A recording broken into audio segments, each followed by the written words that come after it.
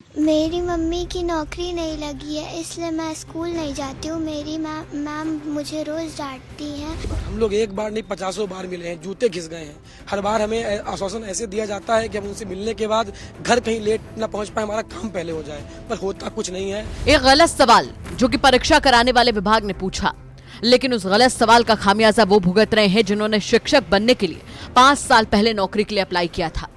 मामला दिसंबर 2018 का है, जब उत्तर प्रदेश सरकार ने 69,000 शिक्षक भर्ती के लिए आवेदन मांगे थे। फरवरी महीने में परीक्षा भी हुई।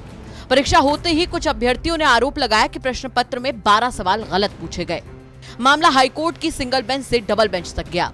सरकार के तर्क और कानूनी बहस के बीच एक सवाल पर कोर्ट ने भी माना कि वो सवाल गलत है, और कोर्ट ने यहां तक कहा कि गलत सवाल का नंबर पास हुए अभ्यर्थियों को दिया जाए और मेरिट बनाकर भर्ती की जाए। इसी एक सवाल के नंबर को मेरिट में जोड़कर नौकरी मांगने के लिए अभ्यर्थी लखनऊ के इको गार्डन से लेकर विभाग के मंत्री, अफसर से लेकर मुख्यमंत्री चौराहे तक धरना दे रहे हैं, लेकिन सुनवाई नहीं हो रही। धरना दे रहे अभ्यर्थियों से यूपी तक बातचीत करने पहुंचा, जिनका दर्द सुनकर आपको भी झटका लग जाएगा। 5 साल पहले नौकरी निकलती है, फॉर्म भरे जाते हैं, परीक्षा होती है। परीक्षा में एक सवाल गलत पूछ लिया जाता है। गलत सवाल परीक्षा कराने वाली संस्था ने पूछा, लेकिन खामियाजा वो तमाम अभ्यर्थी भुगत रहे हैं जिनको नौकरी चाहिए थी। बस इतनी सी कहानी है उस 69,000 शिक्षक भर्ती के उन लोगों की जिनकी जिंदगी के सुनहरे सपने बस एक सवाल पर अटक कर रह गए।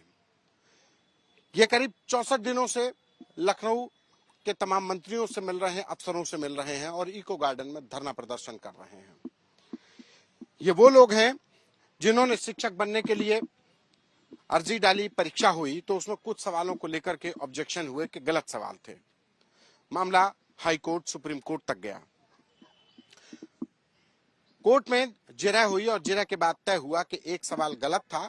चूंकि गलत सवाल पूछा गया था तो इसका लाभ इन अभ्यर्थियों को मिलेगा। सरकार हाईकोर्ट के इस आदेश के खिलाफ सुप्रीम कोर्ट तक जाती है। सुप्रीम कोर्ट हाईकोर्ट के आदेश को बरकरार रखता है और सरकार की एसएलपी को खारिज कर दिया जाता है। नवंबर 2022 से सुप्रीम कोर्ट के इस फैसले के बाद भी इनको नौकरी नहीं मिल पा रही। ये तमाम लोग हैं, कोई अपने बच्चों के साथ आई हैं, कोई खुद अपने, कैसे महिलाएं भी हैं, पुरुष भी हैं, किसी को घर चलाना है, किसी को घर में अपने बच्चों को पालना है। लेकिन यहाँ सवाल जिंदगी के सपनों को पूरा करना है, यहाँ पे सवाल बच्चों के भविष्य का है। तो ये सारी परेशानियों को दरकिनार कर यहाँ पर धरने पर बैठे हैं। क्या नाम है आपका? आप तो बच्चों के साथ चली आई हैं। जी सर, मेरा नाम रेनू मिश्रा है। मैं कानपुर नगर से हूँ। कानपुर से आई हैं? जी। बच्चों के साथ चली? बच्चे हमारे घर में कोई है ही नहीं, हम और हस्बैंड वाइफ रहते हैं और आर्थिक स्थिति बहुत ज्यादा खराब है। 69,000 उत्तर कुंजी पीड़ित में अभ्यर्थी हूँ।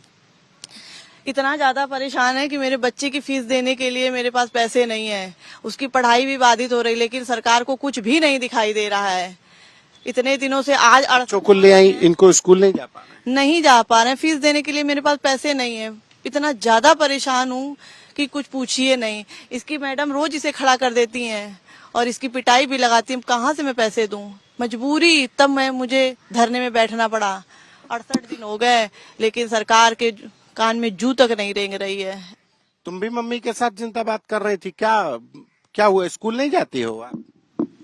मेरी मम्मी की नौकरी नहीं लगी है, इसलिए मैं स्कूल नहीं जाती हूँ। मेरी मैम मुझे रोज़ डांटती हैं और मेरी फीस भी नहीं जमा है। ये अकेले इन बच्चों की कहानी नहीं है, और भी बच्चे हैं, ये भी हैं। आप भी अपने बेटे के साथ आई हैं।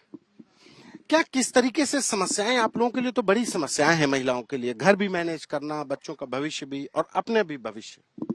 मेरा भविष्य तो 5 साल से खराब कर रखा है इन लोगों ने। 5 साल पहले भर्ती निकाली इन्होंने, बोला कि हम जॉब देंगे। हमने एग्जाम दिया, एग्जाम क्लियर भी किया। किसी कारणवश क्वेश्चन गलत बनाया। क्वेश्चन गलत किसने बनाया? आपके अधिकारियों ने गलत बनाया।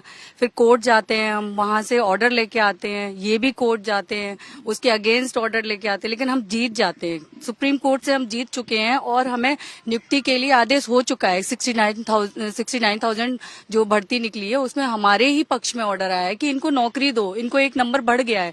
लेकिन ये लोग सुन ही नहीं रहे हैं। हम धरना दे रहे हैं, डेली यहाँ धरने पे आ रहे हैं हमारे सब।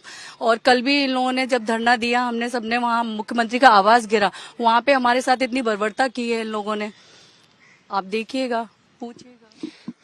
बात यहाँ पर हाई कोर्ट सुप्रीम कोर्ट तक चली गई, तो जरा इन बारीकियों को भी समझ लेते हैं कि हाई कोर्ट और सुप्रीम कोर्ट तक आप लोग अपनी भर्ती को लेकर के लड़ रहे हैं। क्या मामला है, संक्षेप में अगर बताएं कि कहां पे एक सवाल, एक नंबर और नौकरी हाथ से बाहर?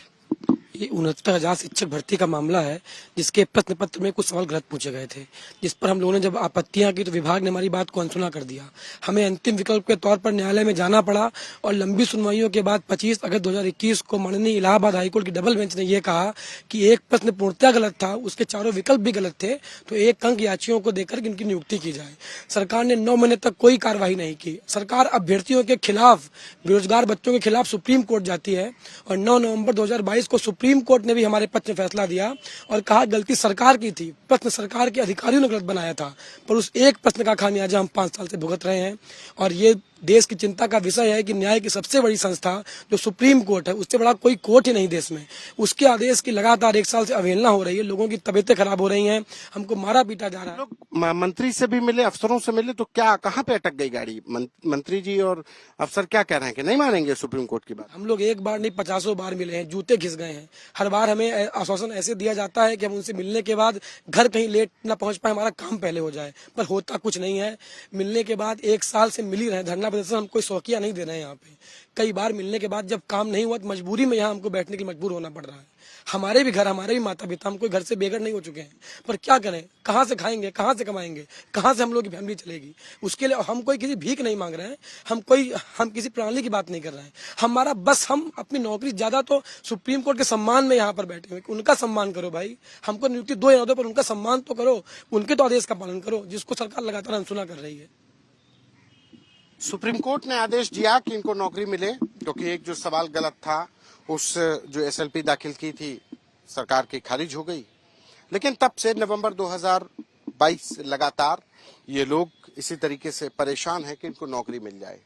सबकी अपनी जिम्मेदारियां हैं, घर है, परिवार है, लेकिन उसी घर परिवार के सपनों को पूरा करने के लिए इनके पास सिर्फ एक रास्ता है, वो है धरना प्रदर्शन का, जो ये दे रहे हैं, सिर्फ एक उम्मीद के साथ कि शायद कभी किसी जिम्मेदार की कान पर वो जूरेंगे, शायद उनको इन अभ्यर्थियों पर दया ही सही, लेकिन नजर जाएगी तो शायद नौकरी मिल जाए, इनके सपने भी कभी साकार हो जाएं।